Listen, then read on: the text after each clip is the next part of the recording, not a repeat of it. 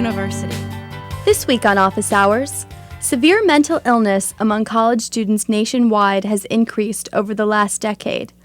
Gary Glass, Assistant Director for Outreach and Development Programming at Duke's Counseling and Psychological Services, or CAPS, says he targets two particular norms. One is how to make it easier for people to admit when they're struggling, and two, how to make feeling emotional not seem like a bad thing, but just a human thing.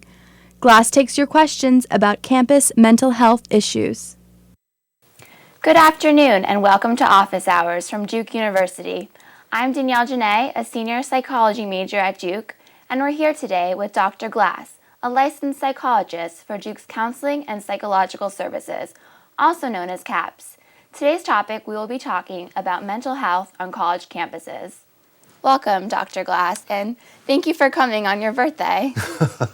I can't believe you brought that up. Yes. Well, I'm glad to be here. We're happy to have you. So what pressures are Duke students facing on campus? Well, that's a loaded question. Duke students are facing a lot of the pressures that most college students are facing, particularly college students at institutions like Duke, where the academic demands aren't simply the academic demands, but they come with them all of the aspirations that got them to Duke and all of the hopes of success, with the added complication that everybody else is as bright as they are. And so just the pressure to perform and the pressure to reach their goals, and that in and of itself can be very stressful because often their goals aren't very fully defined, and so the more vague they are, such as I just have to succeed, the more stressful that can become for them. Are mental health problems on the rise? Well, that's an interesting question. I mean, the data would certainly suggest that mental health problems are on the rise. Now, the question that comes along with that is how much of this is that we're much more aware of mental health issues than we were in the past. The two more common assumptions about that increase is, one, that there have been such improvements in mental health that a lot of students who a generation ago would not have been able to function in a college setting are now able to function because of improvements in psychotropic medication, as well as the various treatments that are available. And along with that comes with just a greater awareness around mental health issues, and so it may be that we're seeing a lot more of the struggle. How much of it is new and how much of it is just surfacing, I guess that's a hard question to answer. Do you think that there is an explanation for why there's a rise in anxiety and depression and the research that the studies have shown? I do. In fact, a lot of what I really find myself pondering a lot as a mental health professional is whether or not there's some elements in our society or in our culture that is conducive to developing problems such as depression and anxiety. And I would say that there is. One of the more obvious ways that shows up is when we think about disordered eating. And there are clearly a lot of messages in society around how thinness is valued and how it's almost mandatory.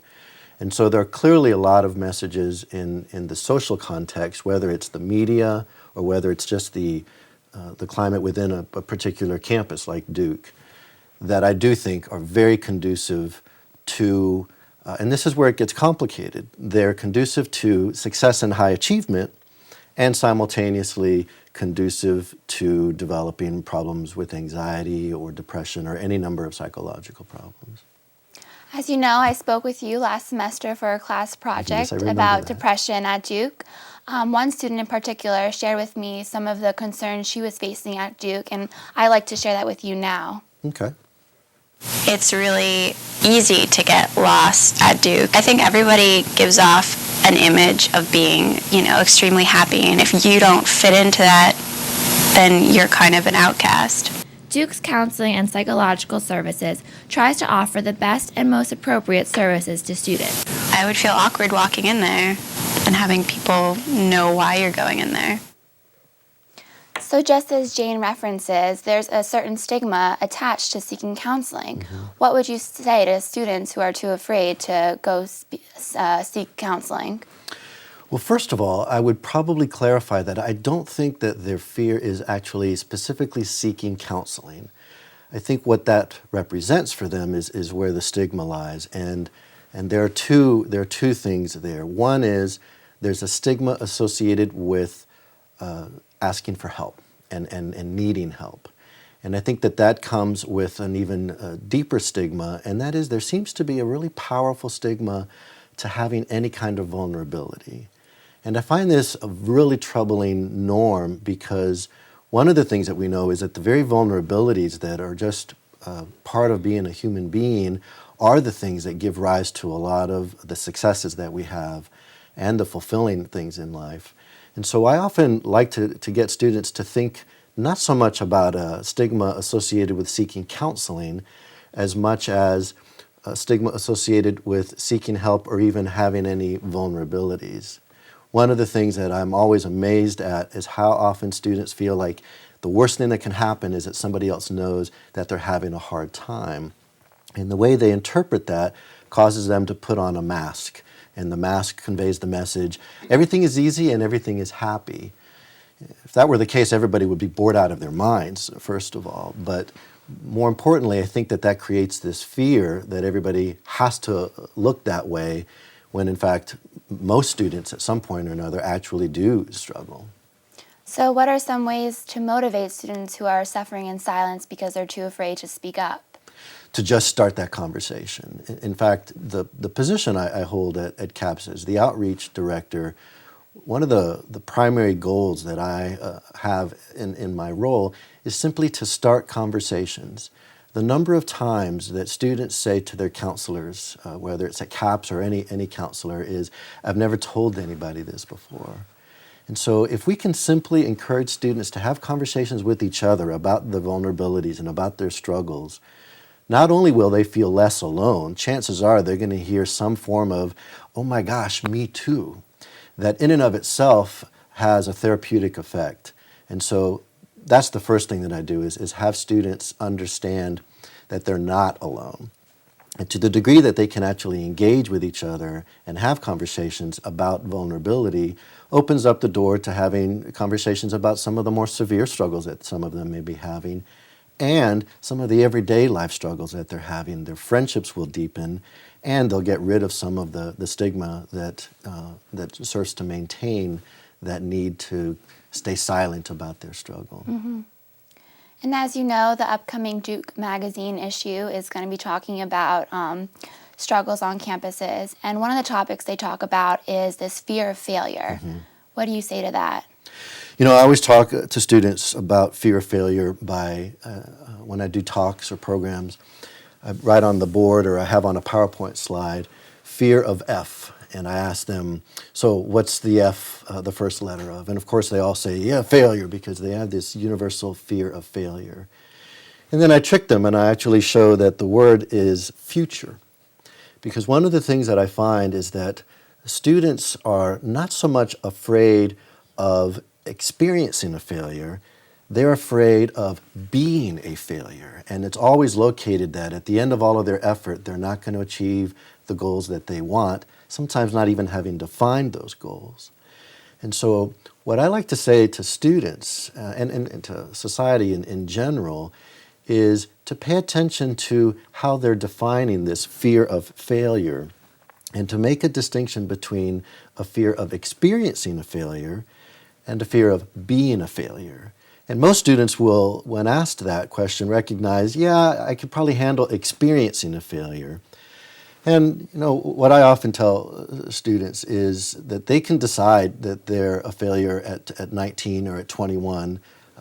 Personally, I'm going to decide on my 95th birthday because I will have had more data by then to reach that conclusion. And I say that to students and they laugh, and I think they realize when I say that to them that their fear is very much located in a possible, probably unlikely future. And that conversation all by itself can really start to alleviate some of that fear. Is this heightened sense of fear new to the culture today, or have we always been struggling with this? For as long as I've been working in college counseling centers, since the late 90s, I noticed that the society is emphasizing, I think we have a fear-based culture, frankly.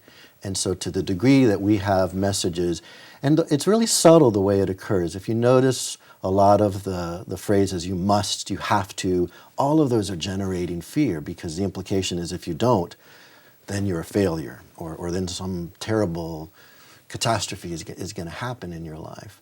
And so one of the things that I help students do is recognize all of the different ways in which that fear is activated.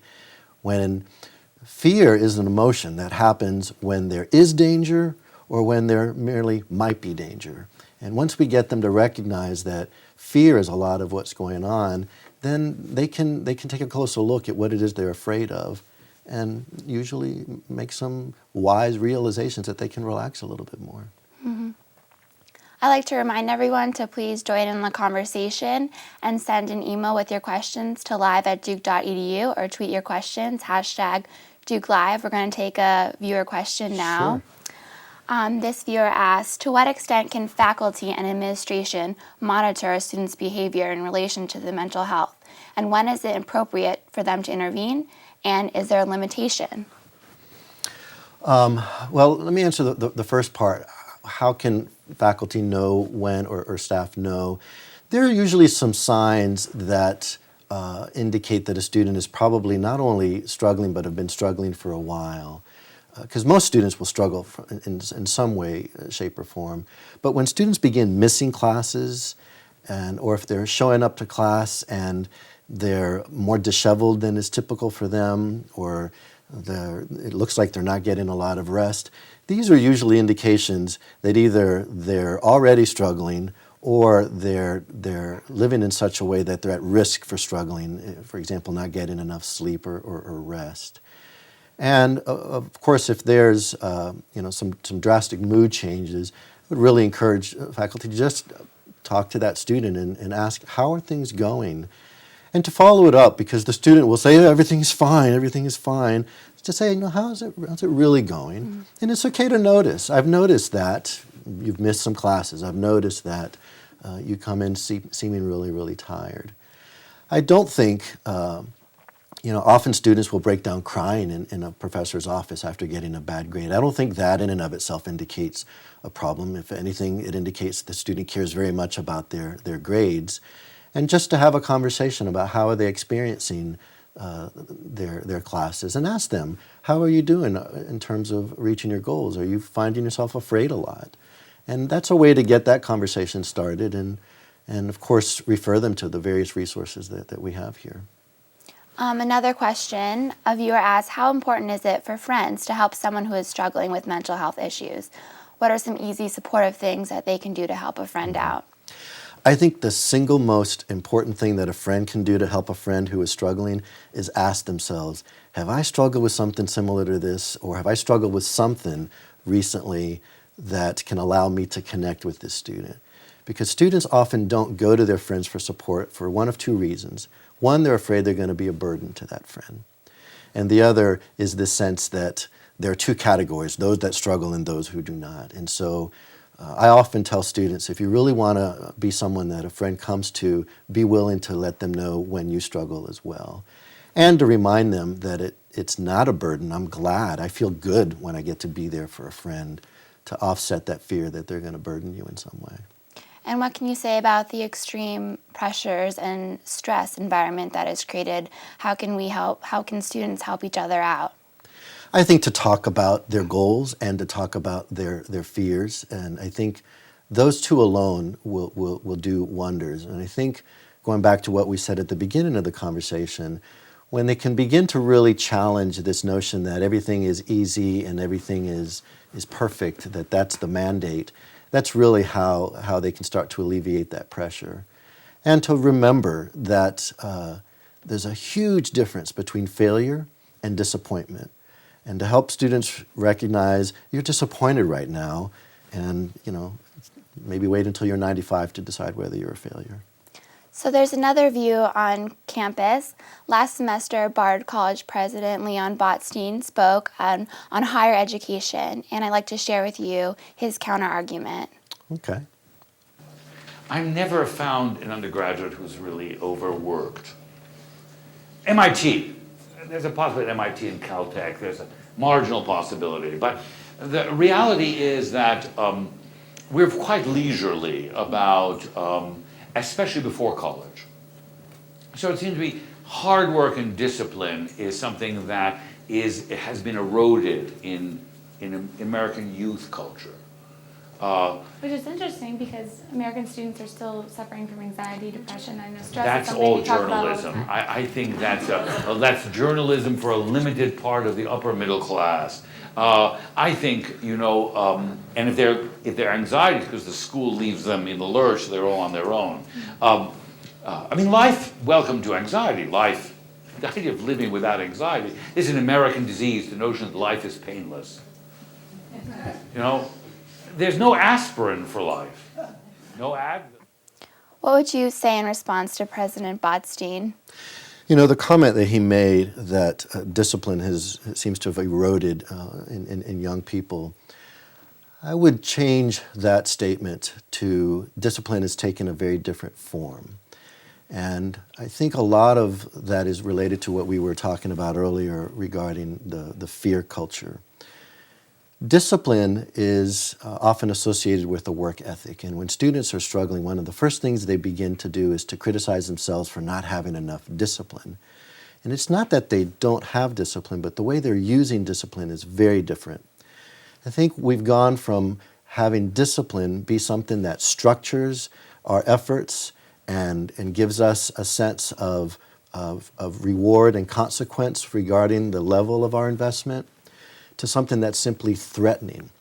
So rather than offering us a structure, discipline has become something that is merely threatening, that if you don't, then you'll be punished. And the punishment, of course, is this threat of failure. And so I don't think it's been eroded. I think it's just been distorted into something where students are no longer learning because of a love of learning. They're learning out of they're striving out of a fear that something terrible is going to happen if they don't.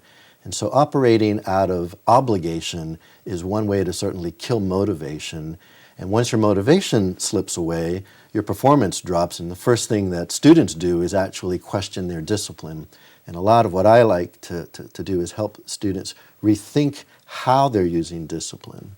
And I agree it's going to cause a lot of anxiety when discipline is a threat rather than a structure. We have another question from a viewer. Sure. They asked, many students come to CAPS at the end of semester looking for a rescue when they come to realize they may fail out or near failing and cite depression or psychological issues. She says, I'm sure a lack of motivation is a sign of depression, but does lack of motivation always mean depression? And what would be the best approach for these students? Mm-hmm. Well, I'm not sure what the rescue refers to. We do see a lot of students at the end of the semester, and that's usually because it's around that time that they begin to realize what their academic standing is.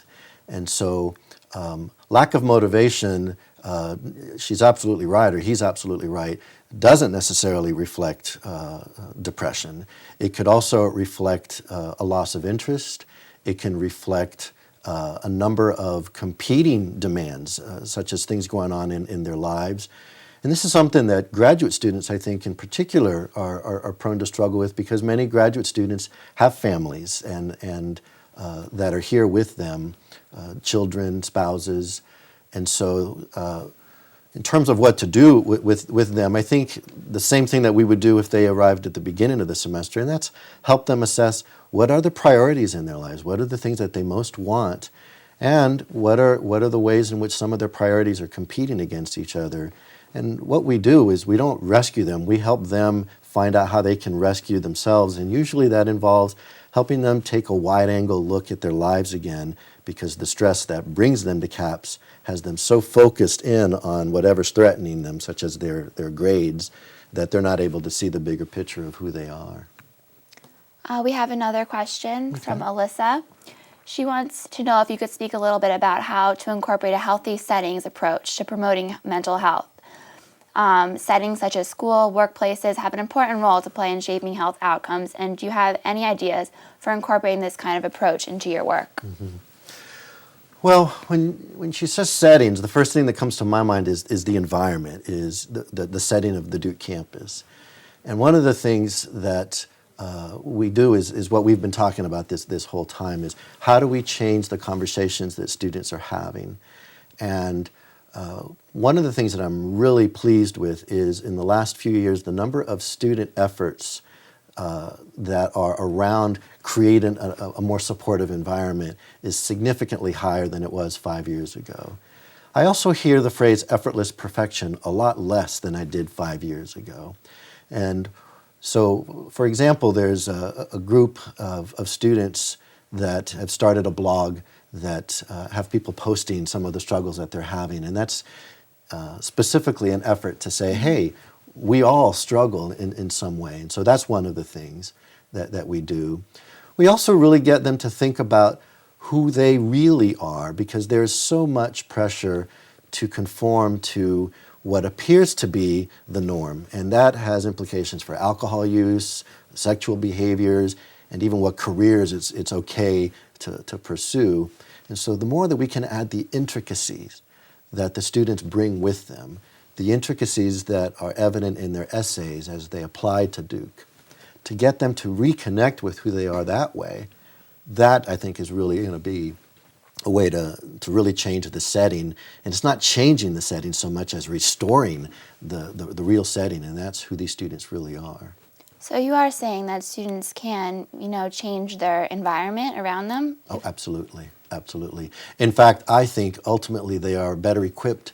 I think the job of the professionals is to help the students understand themselves more intricately, but the students have the language to relate to their peers. I can tell students a lot of things, and it will have a completely different impact because their friendships are really what's informing what their values are, and of course the families they come from, but the environment they live in. Once we get those conversations started, I have full faith that our students can make the kinds of changes that they need. Sometimes the environment may not be the best fit for a student, so when is the right time for a student to leave college, and what is the process like when they do come back? So when you say leave, and sort of on a medical leave or an academic leave, not transferring away? Mm-hmm. Well, the simplest answer to that is when it's clear that they're not functioning to the capacity that they're able to, that when they're not able to function according to what is already known about their abilities, and that's clearly linked to whatever struggle they're having, then I think that's a time for them to have conversations with their friends, with their parents, with their professors, and make an informed decision as to what's more going to give them the chance at reaching their goals. And so if staying is going to provide more jeopardy that they're going to risk not reaching their long-term goals, then that might tip the scale towards, well, perhaps the more prudent thing to do is to go home and recover from whatever it is that took me out of my level of functioning. Or if it feels like a better gamble, to go for it, even though their grades may reflect some of their struggle, and that's a choice that they each have to make. I'd like to remind everyone to please send your questions at live@duke.edu or tweet them #DukeLive. So we have a video to show you of student reactions to how they balance their work life at Duke. Okay. I think it's definitely hard at Duke to maintain a work-life balance, but one of the great things about this university is that as a whole, people tend to play just as hard as they work. When I have a schedule, it's easier for me to make sure that I'm timing everything and I procrastinate less. Friends with people that are more socially active than I am sort of helps with that. I like music and dancing and that kind of stuff, and so that's kind of my vice to get away from the more sciencey stuff that I do because I am a science student. Try and have one event over the weekend where you're like I don't care how much work I have to do. I'm going to take some time for me. With some students' voices heard there, what jumps out at you? Two things jump out. The first thing that jumped out to me is this phrase, work-life balance. And I find that it's really frustrating for students when they know that the healthy thing to do is to achieve a work-life balance. And I actually disagree with that goal of achieving a balance, because that suggests that there's an equal weight. And my experience with all of our lives, especially student lives, is that achieving a balance is probably going to be problematic, because at any given time, they're going to need to put a whole lot more weight on one dimension of their life, such as their academics.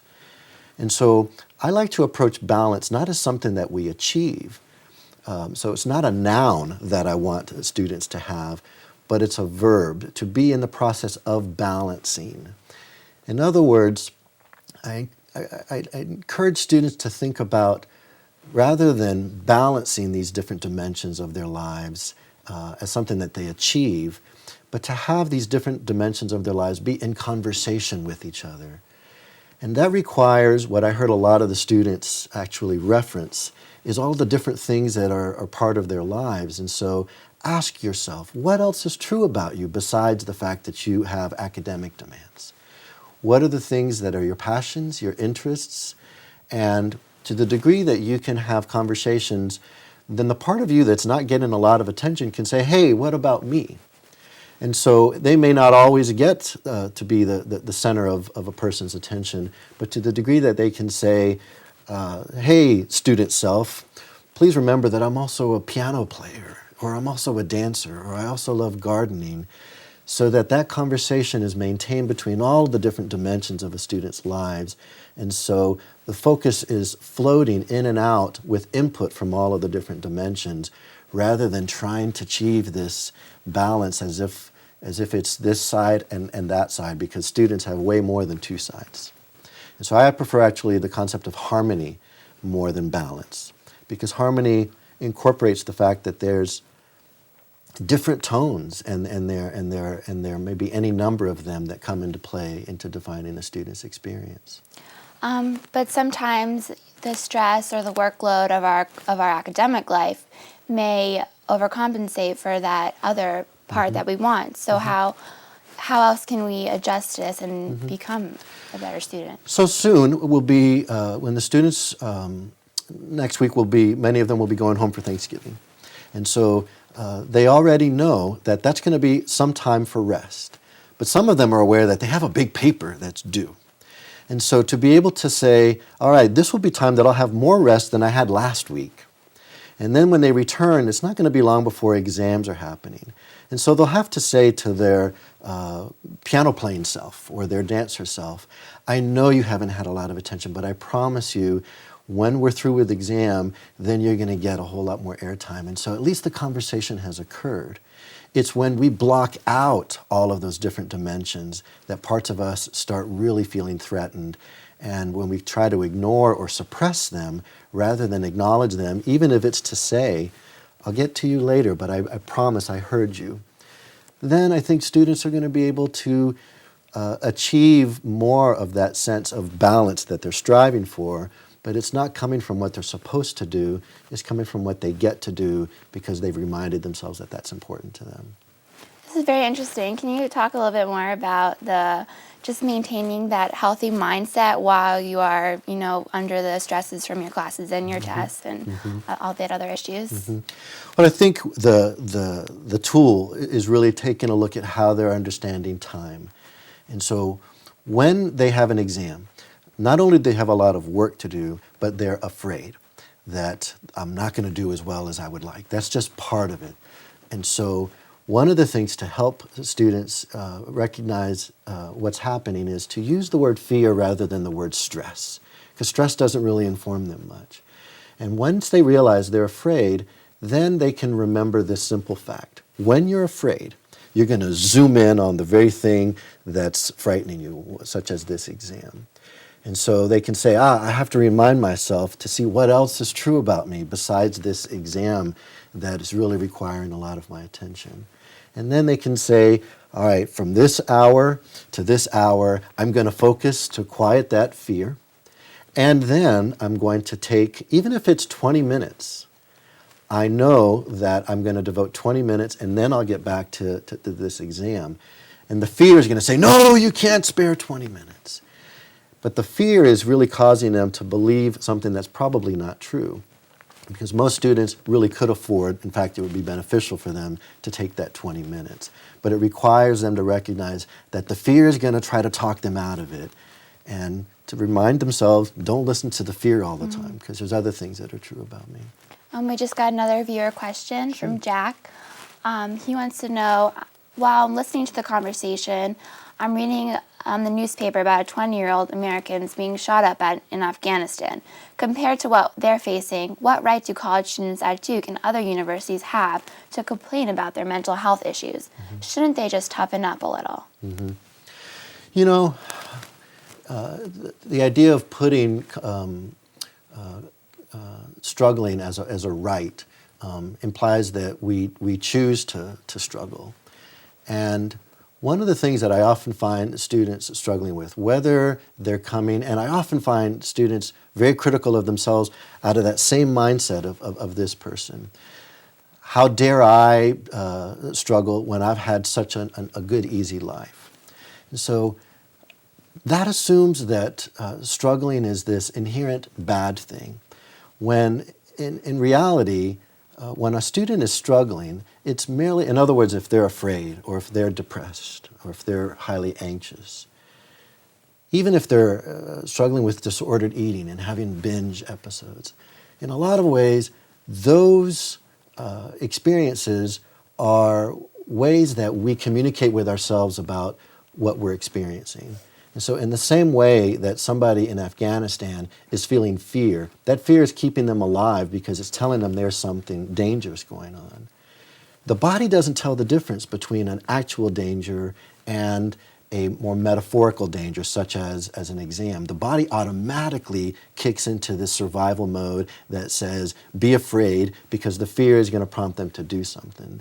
And so I think when we get into the business of saying, well, how much is enough suffering to justify saying, I need to pay attention to this suffering, then we're going to really make that more dangerous for folks, for example, in Afghanistan, because somebody's going to say, well, he was shot twice and I was only shot once. What right do I have? And I think that's a really dangerous way of understanding struggle, because it leads us to then saying, I shouldn't struggle, or I have no right to struggle. We don't decide to struggle, we just do. How we interpret that struggle and how we learn from that struggle is going to influence how we live and how we survive. So no matter where you are, people have struggles. So if we're on campus, what can CAPS help a student or anyone else who is struggling? Well, like I said, the more that they can find ways to not struggle alone, and whether we're talking about a student or whether we're talking about somebody who lives in the local community, or whether we're talking about somebody who is fighting in a very dangerous war across the world, the most poignant thing about struggle to me is that when people struggle alone, it amplifies the struggle in a way that's almost cruel. And so what CAPS does is provide a formal resource where students don't have to struggle alone. And if they use that resource, I'm happy for them. If they use the resource of their friend or their professor or their advisor, they're still achieving the same goal of not being alone. And I think that's the best that we can do. And the best way to start that is to have these conversations. Well, thank you very much for joining us today on Office Hours. Well, are we out of time already? We are, yes, thank you. I'm Danielle, and thank you for watching Office Hours. You can catch all this and more on Duke's On Demand website. See you next time. Produced by Duke University, online at duke.edu.